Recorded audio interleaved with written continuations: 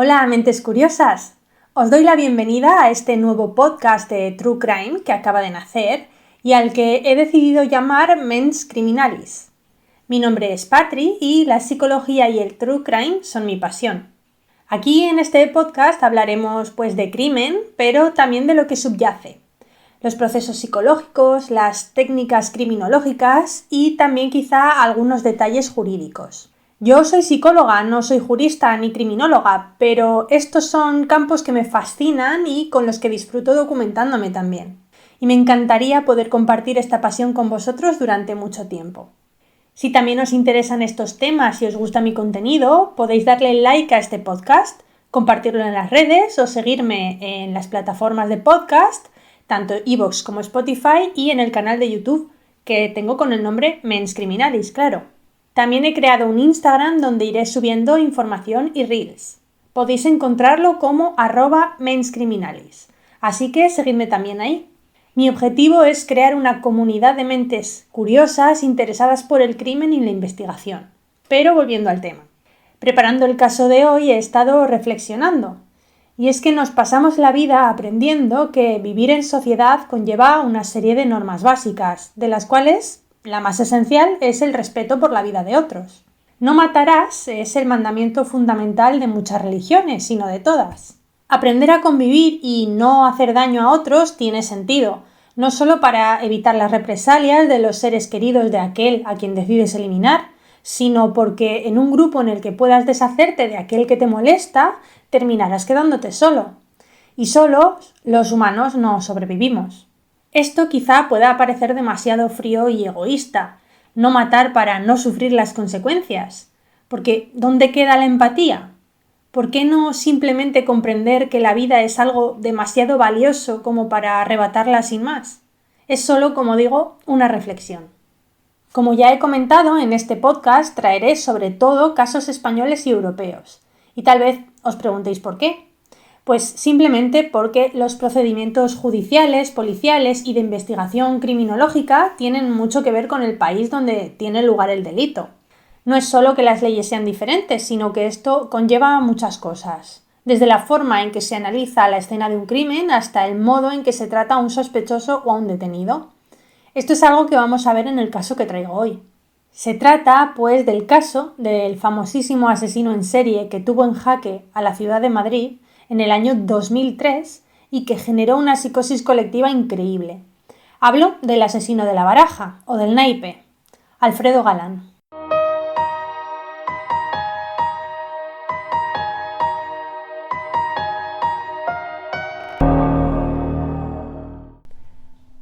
Son las 5 menos cuarto de la madrugada del martes 5 de febrero de 2003 y el conductor del autobús nocturno número 4 pasa junto a la parada de la Alameda de Osuna, Barajas, en la Plaza del Mar de Madrid.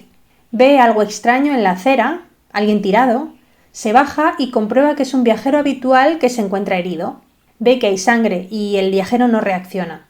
Con el móvil de un pasajero llaman a emergencias y luego, tras haber cumplido con su deber, reanudan el viaje. El Grupo 5 de Homicidios de la Policía Nacional se ocupará del caso y descubrirá poco después que la víctima ha muerto y es Juan Carlos Martín, empleado de limpieza del aeropuerto de Barajas, de 28 años y aparentemente una persona sin enemigos. Un chico normal que, sin razón aparente, ha sido asesinado al salir del trabajo de lo que, a primera vista, parece un golpe en la cabeza. Más tarde comprobarán que no, que fue un disparo a bocajarro, una ejecución. También se darían cuenta de que en la escena del crimen los servicios de limpieza limpiaron demasiado pronto, no dieron tiempo a que fuese analizada como debía.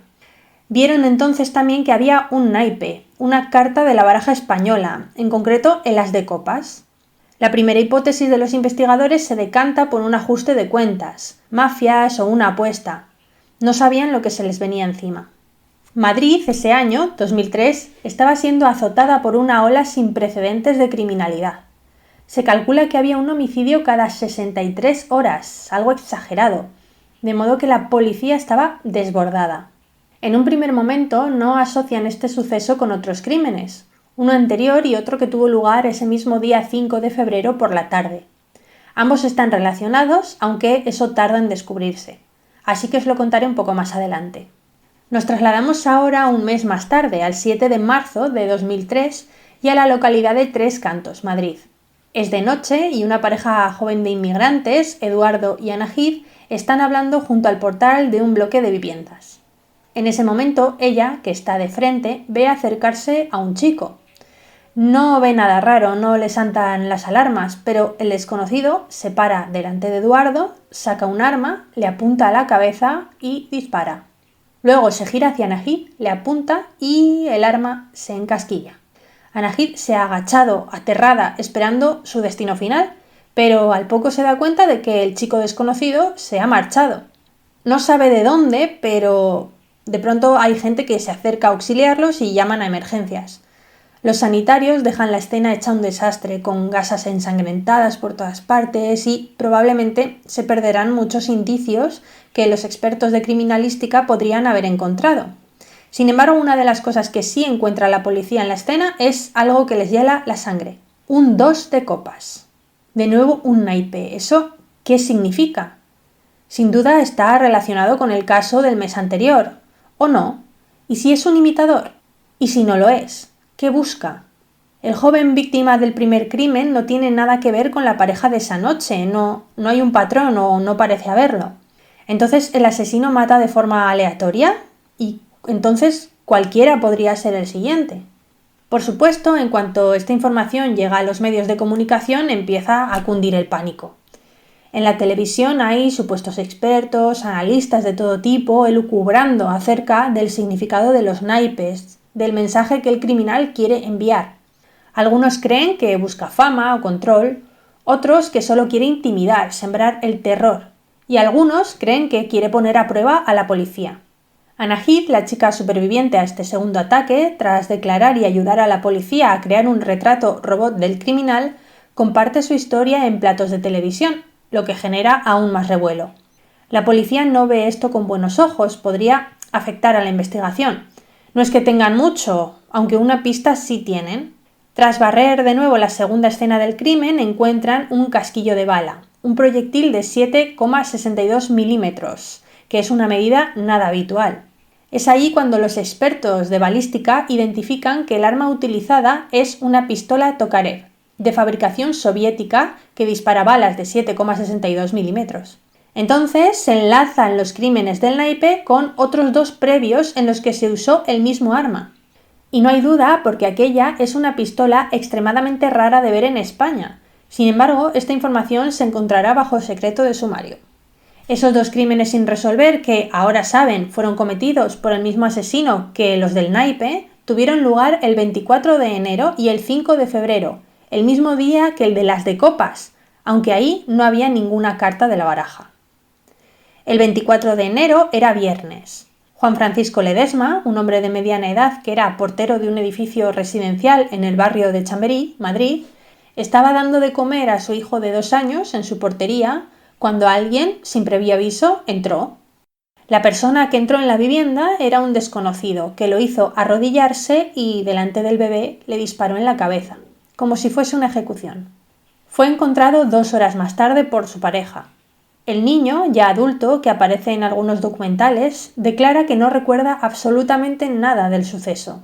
Por otra parte, el 5 de febrero por la tarde, después de haber matado a Juan Carlos Martín, el empleado del aeropuerto, por la mañana, el criminal se dirige a Alcalá de Henares.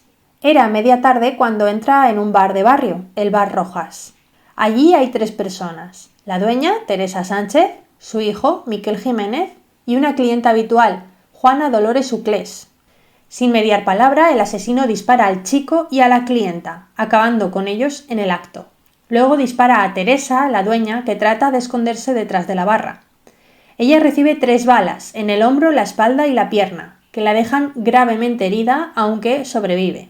Su testimonio proporciona una descripción y un retrato robot tan distinto al que dio Anahid, la superviviente del crimen del 2 de copas, que se plantea la existencia de 2 tiradores. La policía, quizá algo perdida en la investigación, ofrece a los medios ambos retratos robot, así como las líneas de investigación que manejan. Saben que es un asesino en serie porque usa el mismo arma, aunque en algunas escenas deja naipes y en otras no.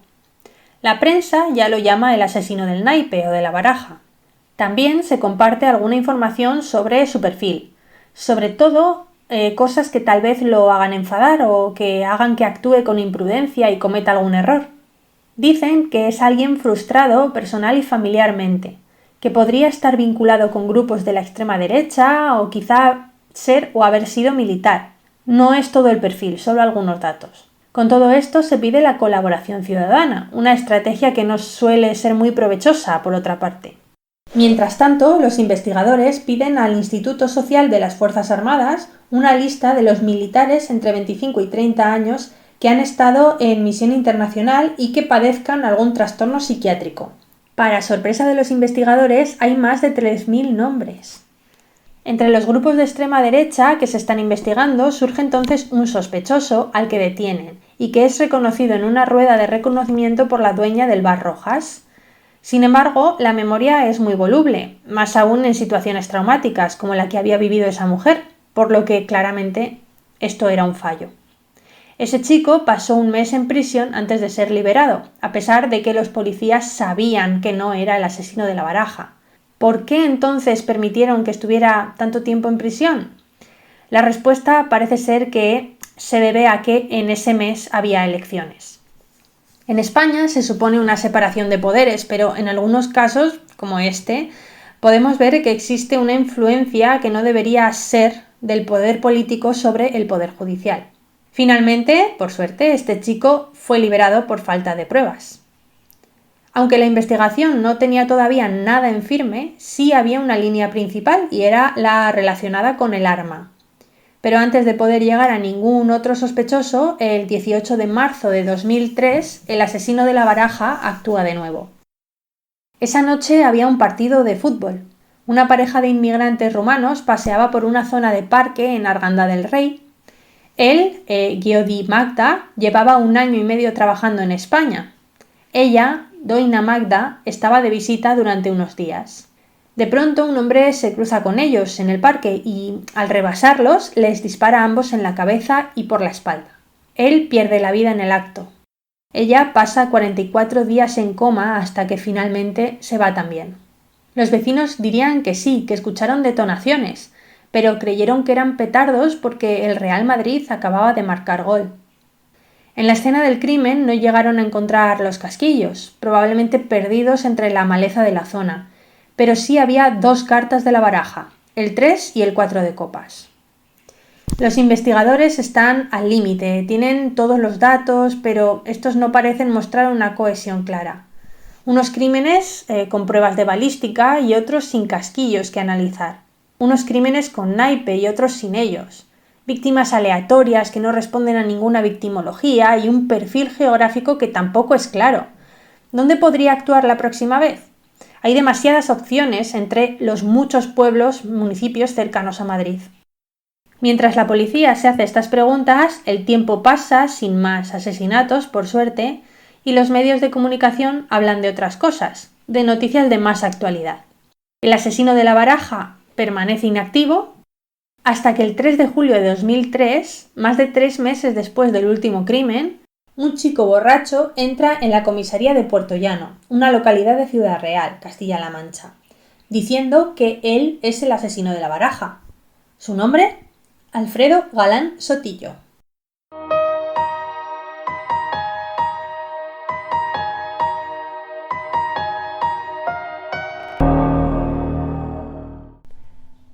Alfredo Galán Sotillo nació en 1978 en Puertollano, Ciudad Real.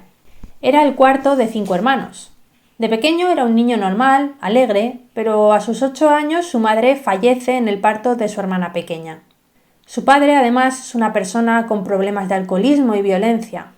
Así que a partir de ese momento, a pesar de mantener un comportamiento relativamente normal, sí se vuelve más introvertido y empieza a dar problemas en la adolescencia.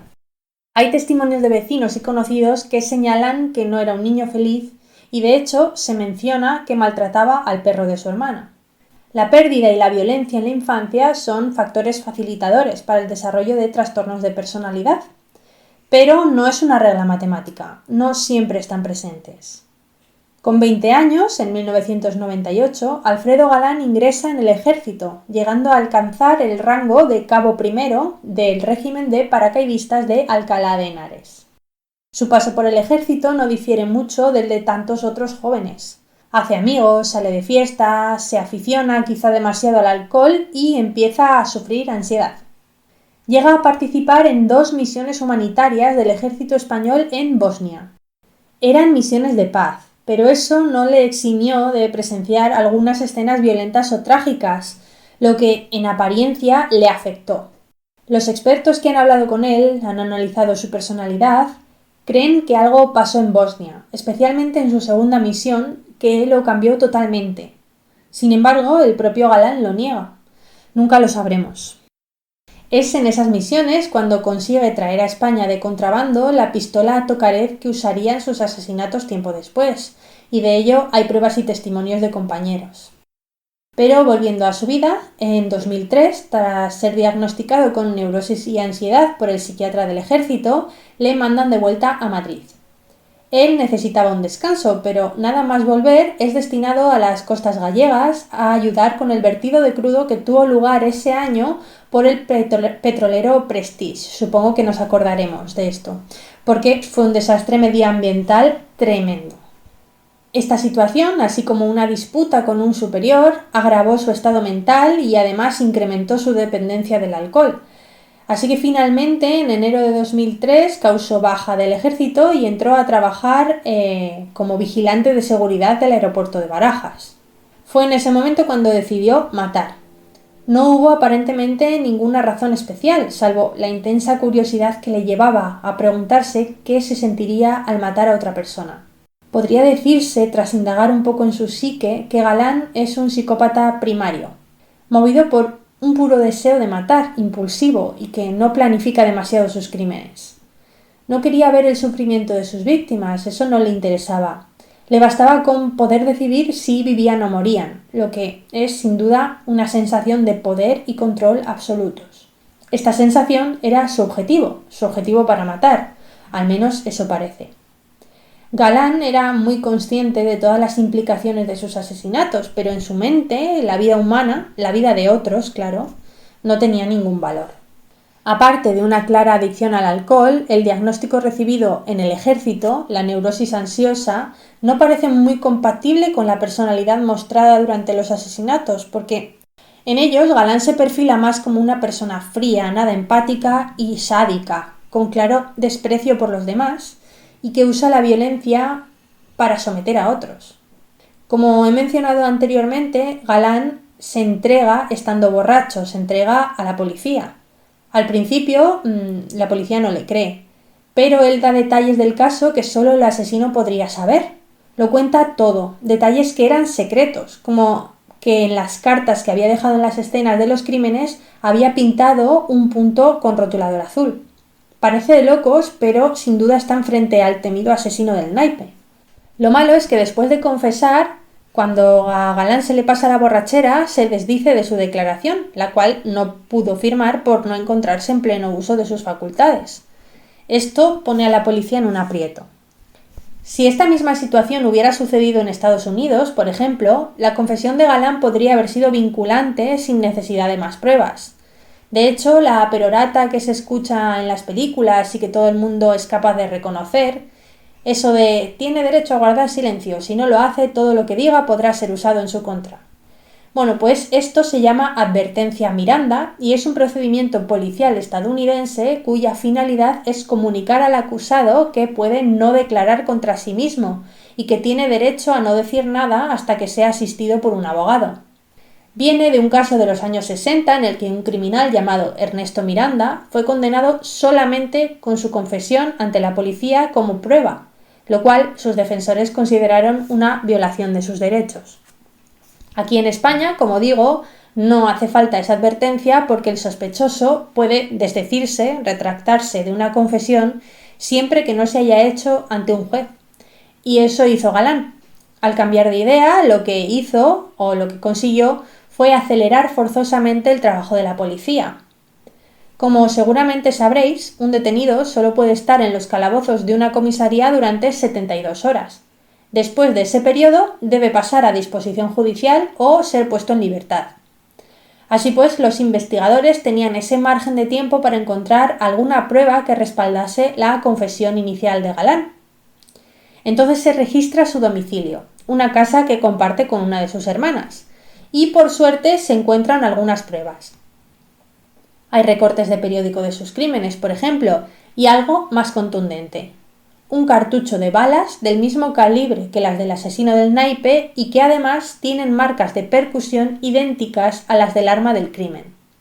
Se hipotetizó que fuese ese el cartucho usado en el ataque en Tres Cantos, el que se encasquilló. Sin embargo, aunque es una prueba contundente, puede no ser suficiente, ya que el arma no se encuentra. Tiempo después, Galán dice que la tiró a la basura meses atrás y aunque se buscó en vertederos, fue imposible encontrarla. También dijo que se la vendió a un tercero, pero tampoco pudo comprobarse. En este punto, aunque Galán colabora en el registro, comienza a decir que él no es el asesino, pero que los conoce. Dice que son dos skinheads, cabezas rapadas. De nuevo, vincula los crímenes con la ultraderecha, como ya había hecho la prensa. Dice que los verdaderos asesinos le han obligado a entregarse bajo la amenaza, y cito textualmente, de ponerle a sus hermanas el 5 y el 6 de copas. Esta versión es la que mantiene cuando hace su declaración oficial ante el juez el día 10 de septiembre de 2003. Y está claro que si algún vínculo tiene es con sus hermanas. Pero no es el único, su familia, sus amigos. Hay quien cree que Alfredo Galán no es capaz de algo así. De nuevo nos encontramos al psicópata tras la máscara. Incluso en el documental que he visto para prepararme el caso, me sorprende ver a un amigo suyo, compañero del ejército, negándose a aceptar incluso a día de hoy que Alfredo Galán sea el asesino de La Baraja. Me llama bastante la atención. Como es evidente, las personas cercanas de su vida creen su segunda versión, la de que él es solo el cabeza de turco. Pero por lo general nadie más, ni investigadores, ni fiscalía, ni la sociedad en general, cree esta versión. Hay acumulación de indicios contra él. Recapitulemos. Está su confesión, aunque ahora se haya retractado, dio detalles que solo el asesino podía saber. Él dice que se lo confesaron los skinheads en una tarde de cervezas, pero aún así llama mucho la atención que sepa tantas cosas. También está el cartucho encontrado en su casa y los recortes de periódico. También está el hecho de que, aunque no se ha encontrado la pistola, sí se sabe que la tenía y de dónde la sacó. Y por último están los testimonios de los testigos. De hecho, una de las pruebas que se practican es una rueda de reconocimiento con algunos de esos testigos, las víctimas supervivientes. Es un proceso que se solicita por parte de la defensa de Galán y, aunque parece más bien una maniobra para sembrar dudas, algo no muy favorable para Galán, al final se lleva a cabo.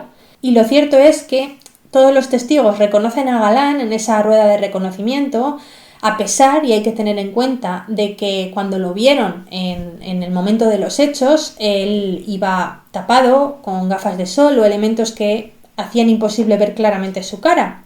Y la cuestión es que, y esto es un punto positivo para su defensa, los testigos lo señalan, sí, pero expresan que tienen dudas. Mientras está en prisión preventiva, Alfredo Galán es entrevistado por un reputado psiquiatra forense llamado Juan José Carrasco. En colaboración con una psicóloga, Paloma García, realizan un doble informe pericial psicológico-psiquiátrico de Alfredo Galán. Se señala en este informe los rasgos narcisistas, antisociales, agresivos, sádicos y el desprecio general por otros que siente el reo, unido también a una ideación paranoide. Se estima que la personalidad de Alfredo Galán es bastante anormal. Se aventuran ciertas hipótesis sobre su comportamiento, entre ellas la de que es una persona frustrada con la vida, es un mediocre y nunca ha conseguido destacar en nada, pero al mismo tiempo es un narcisista que se cree más listo y superior a los demás. Los expertos consideran, pues, que matar podría ser algo instrumental, cuya finalidad es la venganza contra el mundo. Aún así, aunque lo que busca es cierta paz consigo mismo al matar, no lo consigue. Galán, de hecho, declara que no sentía nada tras cometer los asesinatos. No sentía calma ni paz, tampoco culpabilidad ni arrepentimiento. De hecho, declara que ni siquiera piensa en las víctimas. El diagnóstico final es el de trastorno adaptativo con ansiedad y trastorno de personalidad. Sin embargo, esta etiqueta no influye ni incluye ningún atenuante. Los trastornos de personalidad, si no van en combinación con algún otro trastorno psiquiátrico que implique alteraciones volitivas o cognitivas, no influye en la capacidad del acusado de entender lo ilícito de sus actos, ni afecta a la decisión de realizarlos. La razón para matar que tiene Galán es algo personal, individual, y no responde a ninguna categorización ni es patológica. Lo hizo porque quería, y ya está. Es algo difícil de aceptar, sobre todo para las víctimas. Que algo sea así, porque sí, es como no obtener respuesta. No somos capaces de entenderlo, es como si no hubiésemos recibido explicación alguna, y resulta frustrante. Los expertos que lo analizaron señalan que no se puede entender en realidad el porqué de estos crímenes. No consiguieron llegar ni de lejos al fondo de la psique de Galán, y aunque hubieran tenido todo el tiempo del mundo, que no lo tuvieron, quizá nunca conseguirían encontrar las respuestas que todo el mundo busca. Por desgracia, esto no es ficción, es la realidad. No hubo en su proceder ningún plan maestro. Como él mismo declaró, ni siquiera planeaba nada. En un momento dado se encontraba mirando la televisión y de repente la idea de matar venía a su cabeza. 10 minutos después salía a la calle, buscaba la oportunidad y en cuanto la encontraba, la tomaba. Sin más, simple y puro azar. Por desgracia, eso es todo. Y todos los implicados, víctimas, investigadores, incluso nosotros, amantes del true crime, tendremos que vivir sin una explicación concreta para entender el caso del asesino de la Baraja.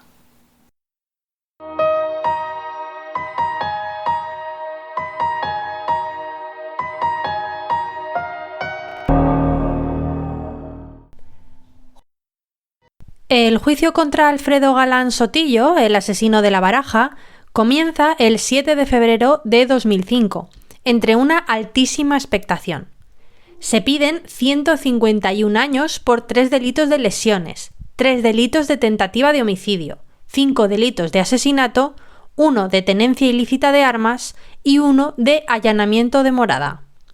Los 3 supervivientes de sus crímenes testifican: la dueña del Bar Rojas, Teresa, el joven que recibió un disparo en Tres Cantos, Eduardo, y la chica que lo acompañaba y que salió ilesa al encasquillarse el arma, Anahid. La primera, que declara por videoconferencia, reconoce a Galán sin dudas. El segundo manifiesta lo mismo, aunque su testimonio se contradice con lo que dijo al principio, que no fue capaz de ver a su asaltante. Y la tercera, además, manifiesta que teme que haya más personas implicadas, no solo Galán. Esto es una hipótesis que creen algunas personas, sobre todo víctimas, pero que en general los investigadores no respaldan. El comportamiento de Galán durante el juicio fue sumiso, casi indiferente. Resulta llamativo, ya que a menudo se muestra tímido y calmado, lo que choca frontalmente con el perfil que los psiquiatras han visto de él. No es calmado, sino emocionalmente plano, a pesar de su diagnóstico de ansiedad. No es sumiso, sino narcisista y deseoso de ser el centro de atención. Quiere que se hable de él, quiere que le teman, y sin embargo no se hace notar. Es todo muy contradictorio. Se establece su modus operandi, que aparte de consistir en ejecuciones rápidas con el arma del crimen, no encontrada pero firmemente vinculada a él, se realizaba sobre víctimas aleatorias. El azar, como hemos mencionado anteriormente, es el componente estrella. En cuanto a las escenas de los crímenes, como anécdota, se sabe que Tres Cantos fue escogido de manera voluntaria porque Galán conocía la zona. Vivió allí unos meses. Sin embargo, Arganda del Rey fue algo fortuito. Iba a otra parte y se equivocó de salida. Su motivación se concluye desconocida, aunque claramente no existe ningún atenuante para su condena de tipo médico o psiquiátrico. En cuanto a su famosa firma, los naipes en las escenas de los crímenes, dice que dejarlos no fue algo premeditado, sino más bien una casualidad. Dice que el primer naipe, el as de copas, apareció en la primera escena descubierta, la de Barajas, pero no lo dejó él. Sin embargo, le gustó la idea y la adoptó. Por esa razón, el crimen de la portería, que sucedió antes del de Barajas, y el del bar Rojas, que sucedió el mismo día que el de Barajas, no tenían carta, ya que todavía no había decidido adoptar esa firma.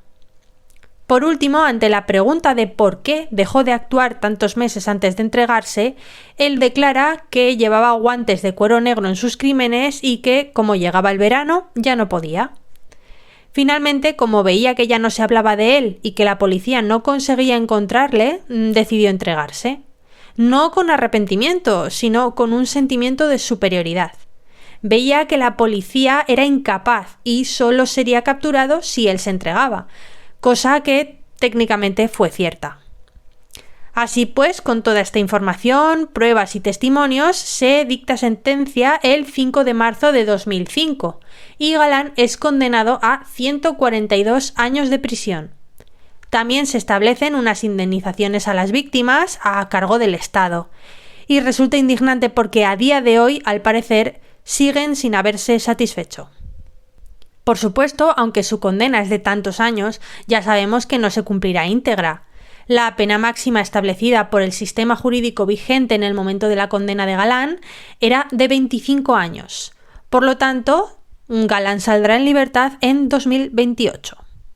Actualmente tiene 46 años, lleva 20 años entre rejas y se sabe que se ha cambiado el nombre. Se encuentra en la cárcel de Herrera de la Mancha y trabaja en el economato de la prisión. Es un preso adaptado, tranquilo y que no da problemas.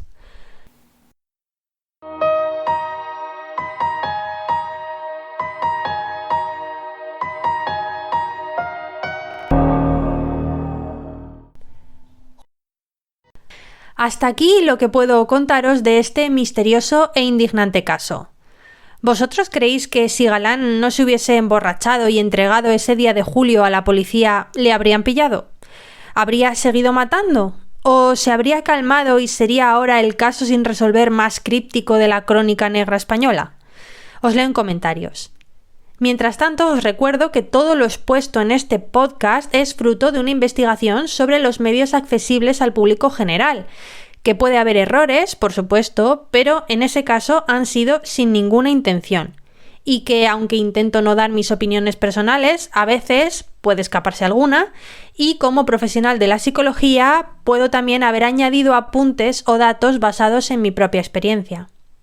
También quisiera dar crédito a algunos de los medios que he usado como documentación, por ejemplo, el documental de Netflix de 2023 titulado Baraja, la firma del asesino, y también el documental de Radio Televisión Española de 2022 llamado El asesino de la Baraja, especialmente el capítulo extra titulado En la mente del criminal.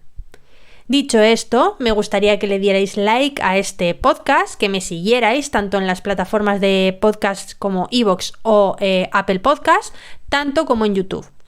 Y si ya compartís mi contenido, sería genial. Os recuerdo que también subo cosas a Instagram, donde podéis encontrarme como @menscriminalis todo junto. Muchas gracias por escucharme y hasta otra, mentes curiosas.